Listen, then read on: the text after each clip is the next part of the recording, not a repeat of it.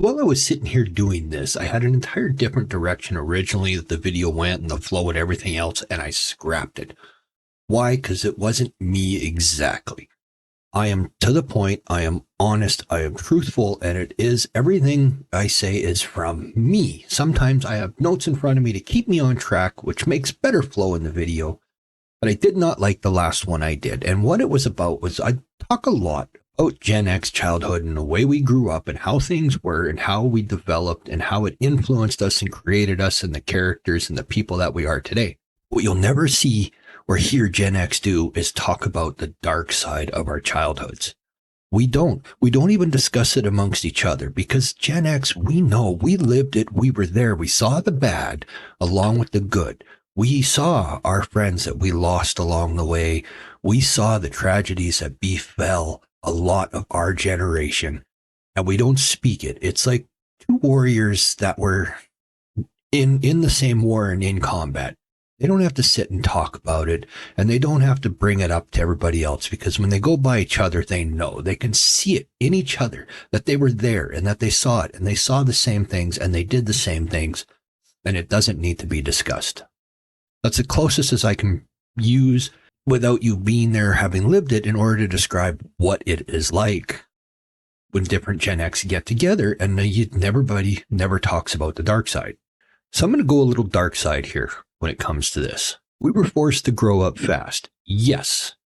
And we were forced to grow up fast because of a lot of the negative things that were happening in the world at the time. And one of them was once them 70s hit, there was a massive divorce rate hit. So most of us, a lot of people grew up in a single parent home.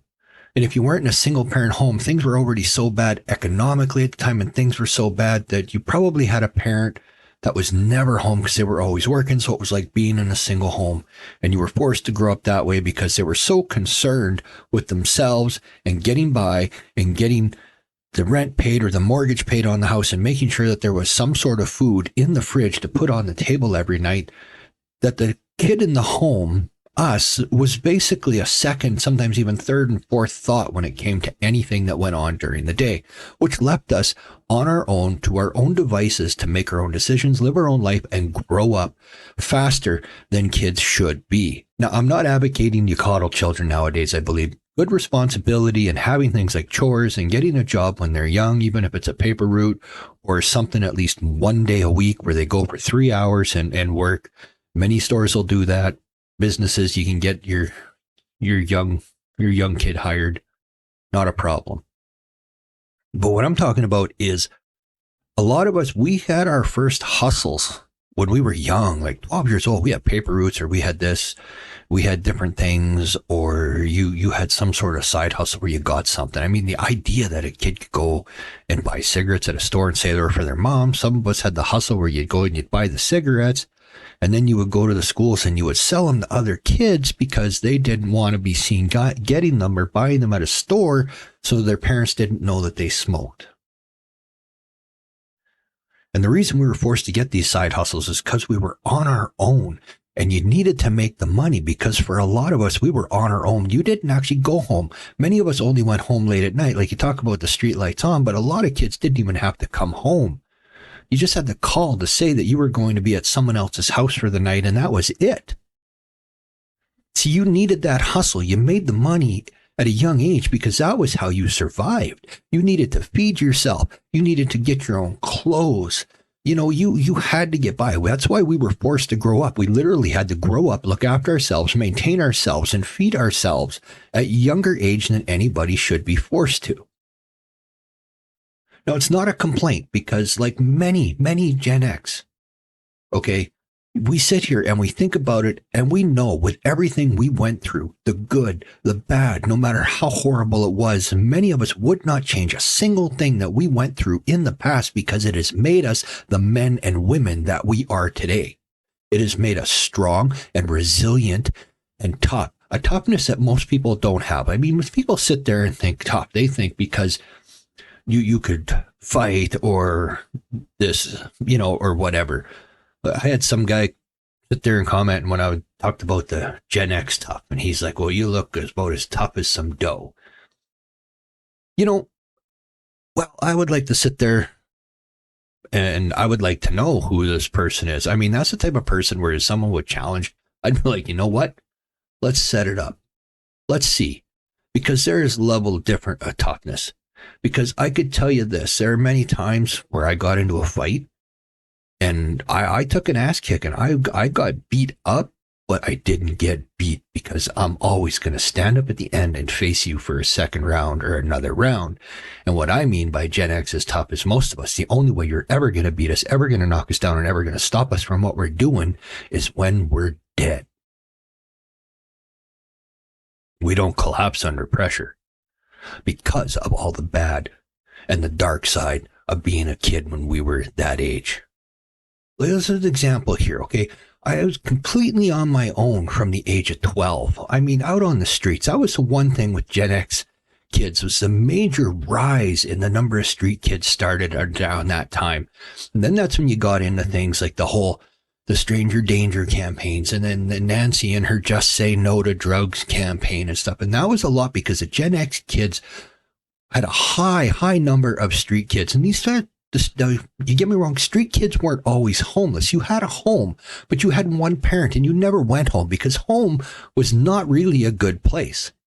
You wound up with your friends and you were street kids, which led to the much riser when you seen gang growth in the 80s skyrocketed, street violence skyrocketed, drug epidemics skyrocketed, and it all relates. I guarantee it. You look at the real facts and the numbers, and you'll be able to see a correlation between Gen X having to raise itself and being that much tougher and forced to hustle and look after yourself is where a lot of this other shit rose from. In that area of life where people are still living, that just perpetuates, and you continue to see that cycle.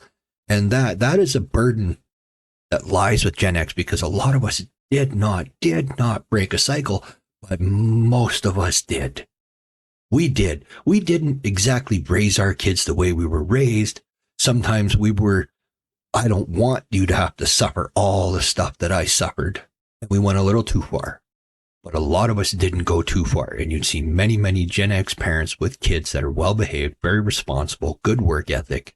You have some hope out there. With a little luck, they'll be the ones that rise to the top. You know what they say, the cream always rises to the top. Because myself in this example, I was on my own since I was 12. Lost my first friend when I was like 13.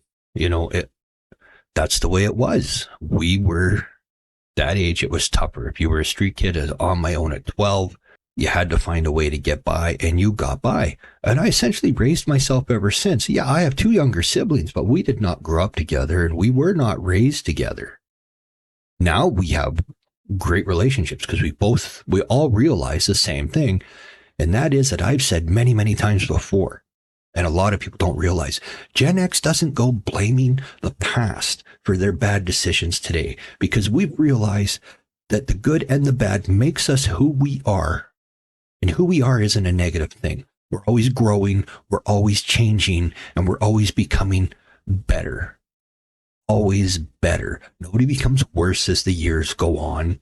If you were broken, you were broken. If you were damaged, you were damaged, but you still moved forward. I know it sounds like I'm getting a little preachy, and sometimes I gotta wonder sometimes, am I? Yes, probably. But it needs to be said, and nobody talks about the dark side of our generation. And that's what that was. And we became a very distinct generation, very much, where we basically had 3 mottos. And we joke about it lots, but they were basically, I don't care, who cares, and who gives an F? And we literally became the generation that didn't care. We didn't care about anything. We didn't care about the people before us. We didn't care about anybody that was going to come after us.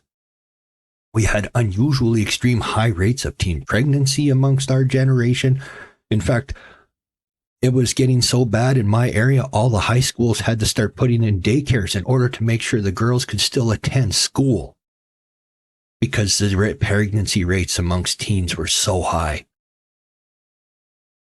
And it wasn't like it was now where it was a teen either, because when I was in school, I don't know about my other fellow Xers, maybe you can answer this, but when I was in, none of the teen girls when I went to high school dated any guys from high school. They were all either guys that had dropped out of school or guys that were off in college already. Nobody dated in their age range. Not then. No, you didn't want to hang around with the young guy. Ding. I think I broke a spring in the arm of my mic here. But that was a dark side. And then they make all the rules to change these things. And it doesn't make a damn bit of difference.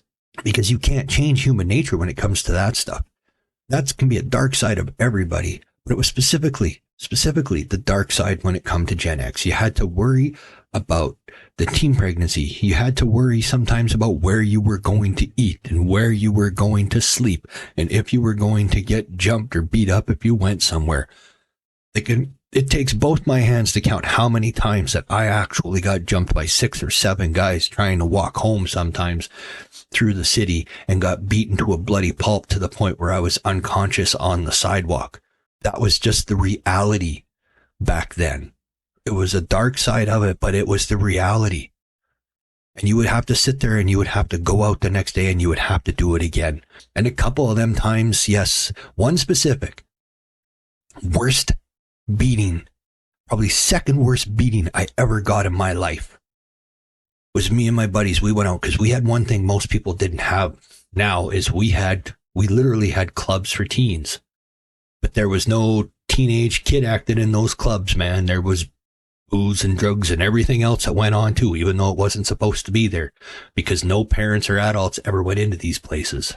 But we were in one with my buddies. They said they wanted to go out that night and find a fight. We were probably 14. I said, well, let's go down to this club. We'll find a fight. Sure as shit, we were there. We found a fight. All these guys wanted to fight us. And all my buddies got a hold of the bouncers and turned around and they agreed to take them through the kitchen, out in the back, get them a cab and send them home. Where I sat there and said one of the stupidest things I could ever say in my life. But I'll be goddamned if I was going to be a coward and run out the back. I said, I am no coward.